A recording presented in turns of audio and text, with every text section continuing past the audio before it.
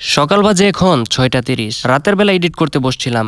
Edit করতে করতে বেজে গিয়েছে ৬টা। সকাল যেহেতু হয়ে গিয়েছে ভাবলাম আপনাদের সামনে একটা ব্লগ নিয়ে আসি।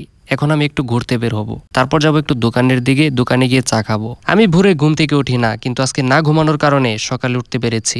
সকালের ঠান্ডা শীতল আবহাওয়াটা আমার কাছে খুবই ভালো লাগে, কিন্তু এত পরিমাণ গরম ছিল, বাইরে তেমন একটা ঠান্ডা ছিল না। আমার কাছে শীতকালে সবচেয়ে বেশি ভালো লাগে। এই সময়টাতে এত পরিমাণ একটা ফাপসা গরম থাকে, এই গরমটা কিন্তু সহ্য হয় না। তারপরে বেরিয়ে পড়লাম একটু রাস্তার দিকে। এটা হচ্ছে আমাদের এখানে মেইন রুট, এখান দিয়ে অটো চলাচল করে থাকে, এছাড়াও সিএনজিও চলাচল করে থাকে। রাস্তা দিয়ে হাঁটছিলাম, কিন্তু তেমন একটা ঠান্ডা আবহাওয়া ছিল না।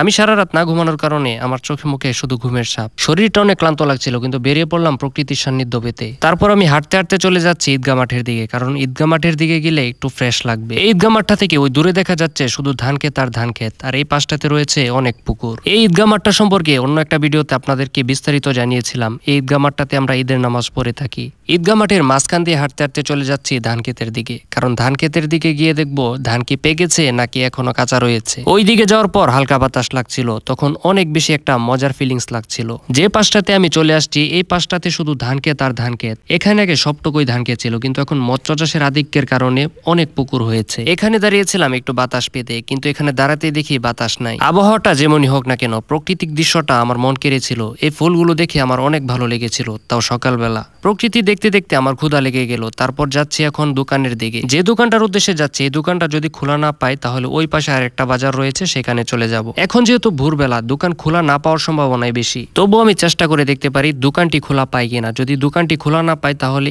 এখান দিয়ে ওই দোকানের পাশ দিয়ে চলে যাব ওই বাজারটিতে। দোকানের কাছে গিয়ে দেখি দোকানটি খোলা। যাই হোক, দূরে যেতে হবে না, এখানেই খাবার পাওয়া যাবে। তারপরে আমি দোকানটিতে গিয়ে বসলাম এবং একটি বিস্কিট অর্ডার করলাম। এই বিস্কিটটা আমার কাছে অনেক বেশি ভালো লাগে। তারপর একটি চা অর্ডার করলাম। দোকানদার চাচা চা বানাতে লাগলো। দোকানদার চাচা একটু ইউনিক ভাবে চা বানায়, দেখেন কিভাবে চা পাতি দিয়ে চা বানাচ্ছে। এভাবে কাঁচা পাতি দিয়ে চা বানিয়ে খেলে আমার কাছে অনেক বেশি ভালো লাগে। আসলে যারা চা পছন্দ করে থাকে তারা সকালবেলা এক কাপ চা খেয়ে থাকে এবং সারাদিন ফ্রেশ থাকে। চা আমার কাছে খুবই প্রিয়, তাই আমি প্রতিদিন চা খেয়ে থাকি। যাই হোক, চা বানানো কমপ্লিট, এবার খাবার পালা। তার আগে আপনাদেরকে দেখাই চাটা কত সুন্দর দেখা যায়। আসলে এই চাটা একদমই ফ্রেশ। অনেক টং দোকানে দেখা যায় রাতের বেলা যে চাটা অবশিষ্ট থাকে সেই চাটা দিনের বেলা মানুষকে খাইয়ে থাকে। তারপরে আমি বিস্কিট খাওয়া শুরু করলাম। এই বিস্কিটটা খুবই ভালো লেগেছিল। বিস্কিট খাওয়া শেষ করে তারপর একটা চাতে চুমুক দিলাম। দেখলাম অনেক বেশি ভালো লাগছে এবং ফ্রেশ লাগছে। সকালবেলা চা খাওয়াটা আমার কাছে সবচেয়ে বেশি ভালো লাগে, কিন্তু ঘুম থেকে না ওঠার কারণে আমি চাটা খেতে পারি না। এই যে আমার চা খাওয়া শেষ, এখন হেঁটে হেঁটে চলে যাব বাড়িতে। তারপর আমি হাঁটা ধরলাম এবং বাড়ির উদ্দেশ্যে রওনা দিলাম। ভিডিওটির একবারে শেষ পর্যায়ে চলে এসেছি।